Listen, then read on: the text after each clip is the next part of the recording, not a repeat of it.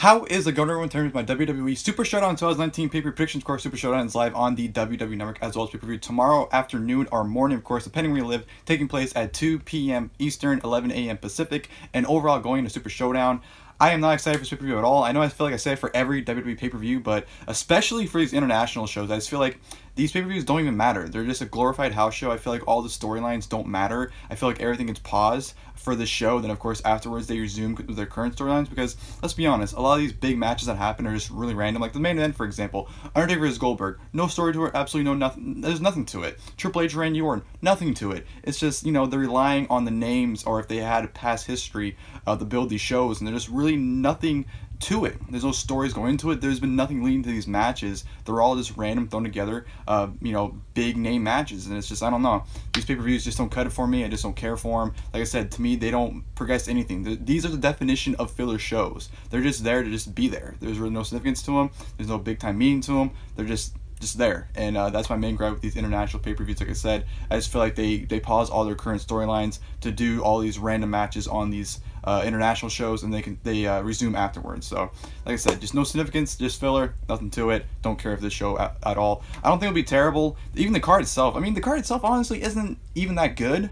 I can honestly say there's probably only like one match I really care to steal that much. Besides that, everything else is just there. This is probably the least loaded card. Not saying all the other cards of the past, you know, international pay-per-views have been loaded, but out of all the other shows, it's probably been the least loaded one, at least in my opinion. I don't know. I'm not feeling the show. I only really kind of care to see one match, and that's pretty much it. But yeah, Super Showdown 2019 tomorrow morning, afternoon. Like I said, we do have 10 matches scheduled for the show, but we do have a 1 hour kickoff show 1 hour prior to the show, of course, taking place at 1 p.m. Eastern, 10 a.m. Pacific. Of course, on that show, we'll be getting the Revival taking on the Usos. Always good to see those two tag teams go at it, so don't really mind that being on the kickoff show. But that adds 10 matches to the total. If you include that, of course, 9 on the main show. Of course, we do have Braun Strowman taking on Bobby Lashley, a feud no one's cared about, and I just don't care to see those two go at it, so that's a whatever match. Lars Sullivan taking on Lucha House Party in a 3-1 handicap match. I mean, he's just going to destroy those guys, so what's there to it? The Intercontinental Championship being defended, Andrade challenging the Demon, Finn Bálor, of course, them bringing out the Demon for this event because, you know, it's in Saudi Arabia. I'm pretty sure they requested the Demon, and that's the reason why. There's no significance to it. There's no story to it. He's just being the Demon just for the sake of being the Demon for this match, and I don't know. I feel like the Demon should always be used for certain occasions and surprises, not just for whatever fucking reason. So the match itself should be great. Andrade and Bálor is probably the only match I'm honestly looking forward to, but I just don't like the waste of a Demon, but it is what it is. What can you do? We'll be having a 50-man battle royal, the largest battle royal in WWE history. Now, I'm all for these clusterfucks, but 50 men in one ring, that's too much of a clusterfuck for me. I'm not for that. I don't care for it either. So, 50-man battle royal. Last year we had the 50-man Greatest Royal Rumble. This year we have the 50-man battle royal. So, Saudi Arabia just has this obsession with battle royals apparently, so I don't know what it is, but what can you do? Seth Rollins defending the Universal Championship against Baron Corbin. We've seen this match 1,000 times. Of course, the big tease is that Brock Lesnar plans on cashing in after this match. If that happens, we'll see, obviously. And then, of course, we have Roman Reigns taking on the best in the world. I'm not even going to attempt to do it because I'll lose my voice and my throat will hurt. So I'm not even going to try to attempt Greg Hamilton's best in the world introduction. But, of course, Shane McMahon, Roman Reigns with Shane McMahon. If we had gotten this match 3 years ago after Roman Reigns knocked Shane the fuck out that Spirit Survivor Series, I would have been all for it. But this storyline has been so fucking bad. I love Shane, but his promos have just been going on and on and on, and I just could not care less about this match. Hopefully it's okay, but I don't know. Like on paper, I was like, I was kind of for it, but seeing how the storyline played out, I have absolutely no interest in it. So Roman Reigns, Shane McMahon, hopefully it's a good match. I think it'll be a good match for what it is, but just that storyline, just absolutely terrible. Kofi Kingston defending the WWE Championship against Dolph Ziggler. Their best of 1,000 series continues that they've been doing for the past 10 years. Do you guys remember? Well, probably not because most people didn't watch this time. But I remember in SmackDown in 2010, they did Kofi versus Dolph for the Intercontinental Championship for like 10 straight weeks in a row. Not even over-exaggerating. They literally had a match every single week with different finishes. Fucking atrocious. But, I mean, Kofi and Dolph have always had good to great matches. I'm not doubting their chemistry. I mean, Dolph Ziggler in 2019 is absolutely terrible, but hopefully he can pull out a decent one with Kofi Kingston. Obviously, he's a filler opponent for Kofi. I don't think Dolph has a chance in hell winning the championship. So, you know, I don't know. It should be a good match. Like I said, I'm not looking forward to it, but it should be good nonetheless. And then, of course, we'll be having Triple H taking on Randy Orton. I mean, these two have always had great feuds. Like, I've loved their feuds, but their matches are so incredibly boring, Especially in 2019, you expect me to watch a Triple H versus Randy Orton match? 10 years ago, when they were in their prime, it wasn't good. You expected 10 years later, they're 10 years older? Randy Orton's in I don't give a shit mood. Triple H, you know, he tries. I give him that, he tries, but it doesn't work very well in his favor. I don't know. They've had bad matches. I'm hoping it's not bad. If at the very least, at least be, you know, no more than 10-15 minutes. There's no reason this match should go 20-25. There's just no reason for it. So Triple H, Randy Orton for the millionth time. Hopefully it's a better match than they've had in the past. That's all I can say. Then of course we have our big main event for the first time ever. The Undertaker taking on Goldberg. A match I never thought we'd see. They're dubbing Goldberg as the icon. I don't know about you guys, but Goldberg wasn't the icon I wanted to see the Undertaker face. It was Sting.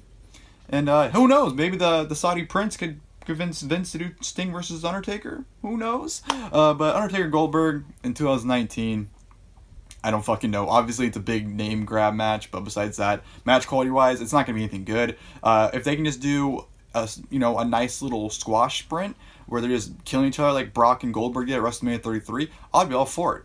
But if they actually go out there and try to have a match, Lord, may they help them.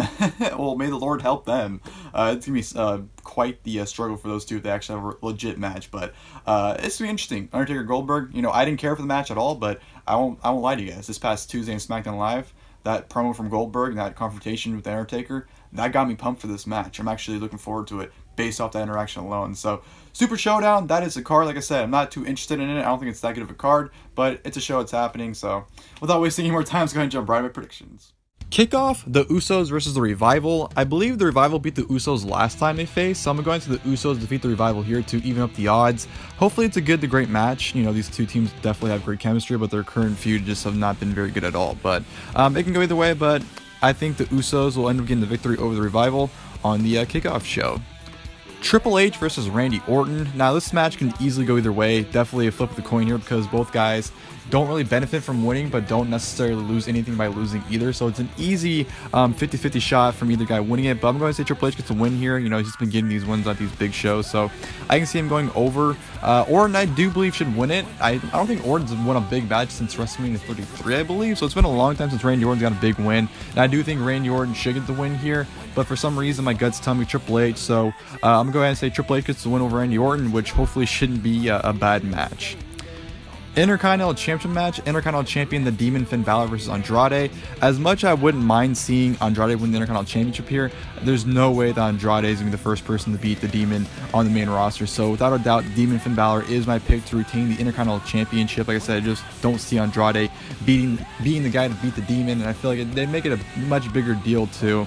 And you know, since Demon Bálor, like I said, just to me that just automatically picks him. So the Demon Finn Bálor to retain the Intercontinental Championship. Braun Strowman versus Bobby Lashley. I'm going to go ahead and say Braun Strowman defeats Bobby Lashley here. You know, Bobby Lashley, I just don't see what he gains by being Braun Strowman. Braun Strowman's a guy who's been in a rut as of recently too, but I don't know. I just don't see him being pinned by Bobby Lashley. Over this match is short and simple because I really don't care to see these two go at it whatsoever. But it's happening. It's a match. And like I said, I do believe my pick will be Braun Strowman to defeat Bobby Lashley. Universal Championship Match. Universal Champion Seth Rollins versus Baron Corbin. Without a doubt in my mind, Seth Rollins to retain the Universal Championship here. I think Baron Corbin's a filler match, and I don't think he poses any threat to Seth Rollins at all. In terms of Brock Lesnar cashing in, I don't think Brock Lesnar will cash in after this match. I don't know. I know he teased it, but I just don't see it happening after this match at all. And hopefully it's decent. These two don't really have good matches, but that's Baron Corbin's fault mainly. But yeah, without a doubt, like I said, Seth Rollins my pick to retain the Universal Championship. 50-man Battle Royal. Now, this is a random match, but I feel like someone like Cesaro or Ricochet could benefit from it. But I'm going to say Drew McIntyre. He's not really doing anything on the show, so I feel like him, you know, he's a credible name to win this, and I feel like, you know, it could benefit him a little bit. So, I don't know. It really is, you know, it could be anyone's ball game that can win it.